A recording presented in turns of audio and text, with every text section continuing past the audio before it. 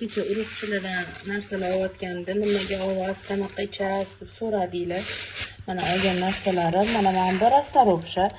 Buni men mana qilib grafinga damlab qo'yib, kechqurun damlab qo'yib, ertalab saharligiga ichdim. Xohlasanglar buni kofemovka qilib, shundoq yarim qoshiqdan ichib yursanglar ham bo'ladi. Bu nimaga? Jigari, yog' bosish, o'tqoq dimlanish, xullas jigari polностью kletkalarini tiklaydigan narsa rastaropsha. Bu ham jigari yuvadi, jirovoy gepatol o'shaqa narsalarga bu ham rost foydali. Buni buni tayyorlanishimizda o'tgan yil ham ko'rsatganman suvini.